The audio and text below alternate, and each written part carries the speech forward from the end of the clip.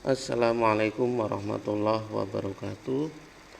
Anak-anakku, pada kesempatan hari ini kelas A4 TBR, B4 TBR dan C4 TBR yang saya hormati, pada hari ini Pak Jalil akan membuat sebuah dendogram tanaman belimbing ya. Kebetulan tanaman belimbing ini tanaman yang populer ya dan tidak asing di telinga kita ya, karena tanaman ini sebagai simbol ya dalam Islam oleh Sunan Kalijaga itu dianggap sebagai simbol dari jumlah rukun Islam karena memiliki ujung atau sisi pada buahnya itu berjumlah 5. Nah, ini salah satu tanaman yang diteliti oleh Mas Ivan ya, Mas Danang Muhammad Ivan kalau nggak salah. Ini bimbingan Pak Jalil gitu. Danang Muhammad Ivan, dia meneliti pengembangan buklet karakterisasi morfologis tanaman belimbing manis di Desa Welan sebagai media pembelajaran materi plantek. Jadi sebelum mengembangkan buklet dia melakukan karakterisasi.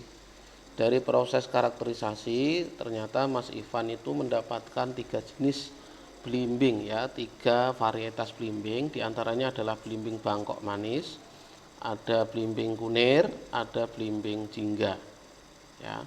Belimbing bangkok manis ini warnanya agak cerah, belimbing kunir ini sesuai dengan namanya warnanya seperti kunyit atau kunir, dan belimbing jingga begitu juga dengan namanya juga warnanya jingga atau di sini disebut golden rod. Nah, dari 3 belimbing ini nanti kita akan lakukan proses identifikasi, kita lakukan karakterisasi. Dari hasil eksplorasi dan identifikasi, Mas Danang mendapatkan 20 aksesi ya, 20 aksesi Averrhoa carambola, yaitu ada belimbing bangkok manis, ada belimbing kunir, ada belimbing jingga ya. Belimbing bangkok manis 1 sampai 5, belimbing kunir 6, aksesi 6 sampai 8, sementara belimbing jingga 9 sampai 20. Nah, kita akan lakukan proses pembuatan dendogram. Pertama-tama kita siapkan lembar deskriptornya. Mas Danang sudah melakukan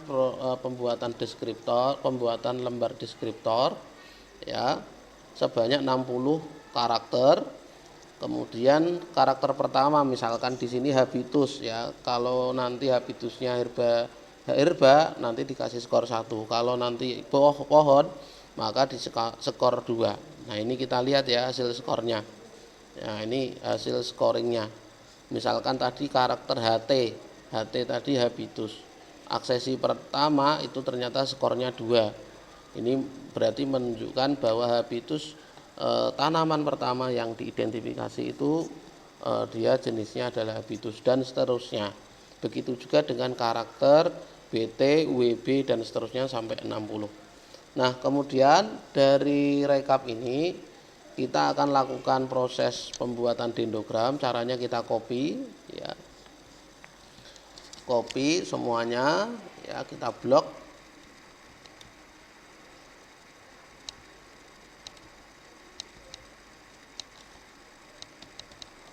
Oke, Ctrl C. Kemudian kita masuk ke program ya, namanya NVSP. Kemudian kita klik file, kita klik new. Kemudian karena aksesinya tadi didapatkan 20 dan karakter yang digunakan ada 60, maka kita tuliskan di sini sebanyak 20 dan 60 gitu ya. Kemudian kalau sudah oke, kita klik oke saja di sini. Akan muncul data file ya yang belum diberi nama sebanyak 20 variabel dan 60 sampel atau kasus. Kemudian mahasiswa anak-anakku kita klik data, kemudian klik edit data. Kemudian kita Ctrl V ya, tadi kita sudah copy dari dari sini ya, dari Excel. Ini kita copy ke sini. Ctrl V gitu ya. Nah, kemudian setelah itu kita lakukan analisis, kemudian klik cluster analisis atau analisis kelompok. Nah, kita menggunakan UPGMA. Apa sih UPGMA? Jadi metode clusteringnya namanya metode UPGMA. UPGMA itu adalah Unweighted Peer Group Method with Arithmetic Mean. Adalah metode yang digunakan untuk membangun pohon filogenetik berdasarkan pada jarak antar kelompok. Metode ini menganggap bahwa laju evolusi pada semua garis keturunan adalah konstan dan menggunakan jarak antar kelompok sebagai dasar untuk menentukan hubungan kekerabatan. Nah, kembali lagi ke sini ya, kita menggunakan clustering method UPGMA. Kemudian setelah itu kita klik OK. Nah, ini kita sudah mendapatkan dendrogramnya, ya, hasil pengkelompokannya.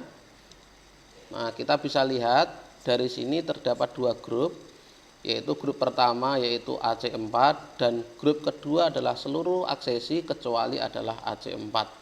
Ini menandakan bahwa AC4 ini memisah dengan kelompok-kelompok yang lain.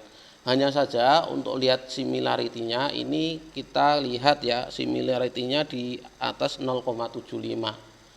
Nah, menurut teorinya Singh, untuk nilai similarity atau similarity value ada ambang batasnya. Nah, jadi kalau ambang batasnya di atas 65 itu sudah level spesies, tapi kalau sudah di bawah 65 itu sebagai ambang genus.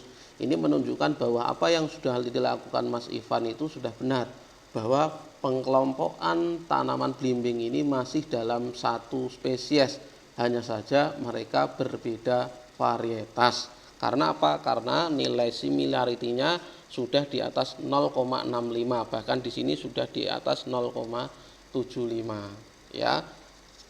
Kita lagi ke sini lagi, tadi ada 3 varietas sehingga belimbing Bangkok manis, belimbing kunir dan belimbing jingga. Mereka walaupun varietasnya berbeda, tapi mereka memiliki nama latin yang sama, yaitu Averrhoa carambola L atau Linnaeus. Demikian yang bisa Pak Jalil sampaikan, kurang lebihnya mohon maaf. Assalamualaikum warahmatullahi wabarakatuh.